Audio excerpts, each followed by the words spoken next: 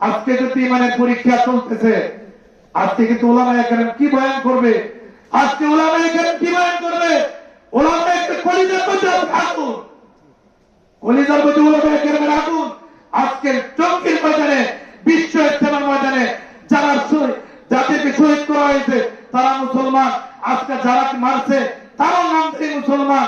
নামধারী মুসলমানরা কি কাজটা করেছে, দোয়া করি আল্লাহ তাদেরকে হেদায়েত নসিব করো।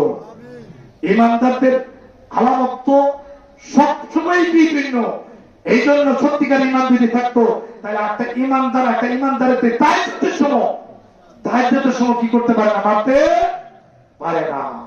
যেই টাইমটা হলো কি আল্লাহর খাস দয়া একটা মেহরবানিটা।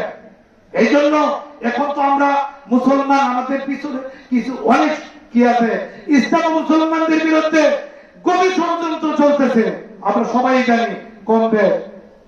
এমন কোন সেক্টর নাই যেখান থেকে আমাদের পিছনে কি ষড়যন্ত্র হইতেছে না, কিন্তু আমাদের কি থাকতে হবে, ইমানের ফলে বলিয়া নয়, আমাদের কি করতে হবে, কাজ করতে হবে।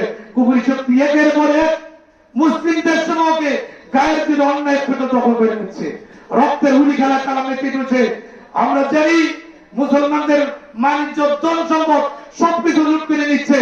আজকে ফিলিস্তিনের অবস্থা দেখেন, আজকে প্রায় 45,000 মুসলমানকে ফিলিস্তিনের গাটা অবস্থায় তাদেরকে কি করেছে, শহীদ করে দিয়েছে।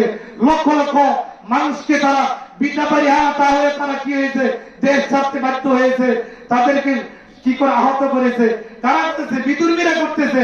কিন্তু আজকের এই ঘটনা বিদুর্মীরা দেখলে তাদের মধ্যে কি হাসি বাড়বে নাকি কমবে, কি বলে? এই জন্য আমরা বাংলাদেশের মানুষ, আমাদের উপরও কি আছে, আমাদের দেশের ইসলাম মুসলমানদের জন্য কি আছে, আরো পরীক্ষা হয়ে গেছে। আমাদের দেশের স্বাধীনতার সার্বভৌমত্বের উপরে অনেক হুমকি আসতেছে। আমাদেরকে ইমানের বলে বলিয়ান হয়ে আমাদেরকে কি করতে হবে, থাকতে হবে। সকল ধরনের সকল প্রকারের বাতিলের বিরুদ্ধে আমাদের কি সোচ্চার থাকতে হবে। এলাকার আলহামদুলিল্লাহ আমি আপনাদের এখানে এসে আমার অনেক ভালো লাগছে, অনেক যুবকদেরকে দেখলাম। আর আলহামদুলিল্লাহ যুবক ইচ্ছা করলে কি করতে পারতো, গানের মাহফিল, গানের অনুষ্ঠানও দিতে পারতো, কেবল দিতে পারতো না।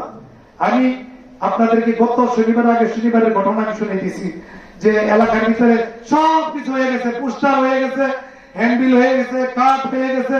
ওখানে কি হবে, প্রধান অতিথি দাওয়াত হয়ে গেছে, সবকিছু গান হবে। আলহামদুলিল্লাহ আপনাদের তো হুজুরের সাথে পরামর্শ করছি, বলছি যে হ্যাঁ হুজুর আমি এটা বন্ধ করে দেব, এই গান হয়তো আমি দিব না। হুজুর বলছে আপনি আগায়, ইনশাল্লাহ আমরা আছি।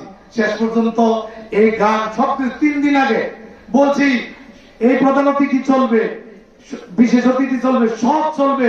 এই জায়গায় কি হবে, মাহফিল ইয়া হবে, অনুষ্ঠান হবে, এই তারিখে হবে, কিন্তু গান হবে না, ওয়াজ হবে।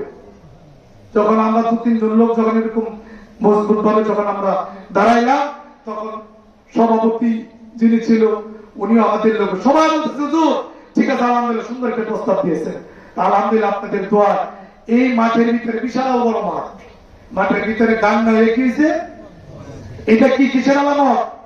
ইমানদারদের ইমানের আলামত। কি বলে, এরা যদি কি করতে পারত, এরা যদি একটু গাওয়ানি করতো তাহলে গান কিন্তু করতে পারতো, কি বলে, ঠিক না?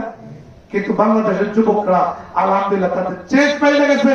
কি বলে, ছাত্র জনতা সেই বিজয়কে ধরে রাখতে হবে। সেটা শুধু দেশের বিজয় না, ইসলামের বিজয়। কি বলে, ঠিক না? ইসলামের বিজয়।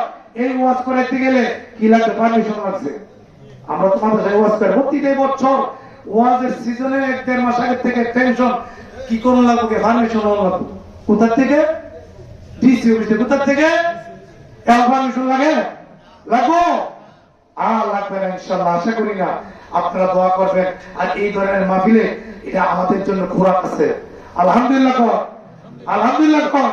এই ধরনের মাহফিল আমাদের জন্য কি আছে, খোরাক আছে। মাহফিল তো যখন চলবে, আর মাহফিল যখন এরকম কি জায়গায় জায়গায় হইতেছে, গান বাজে সব বন্ধ হয়ে গেছে, আলহামদুলিল্লাহ কোন জায়গায় চলে না। আপনারা আমার জন্য কাজ করে দোয়া করবেন। আমি যেহেতু আসলে কি দোয়ার জন্য আসছি, আল্লাহ যাতে আমাকে পরিপূর্ণ সুস্থতা নসিব করে, সকলে মিলে আমিন।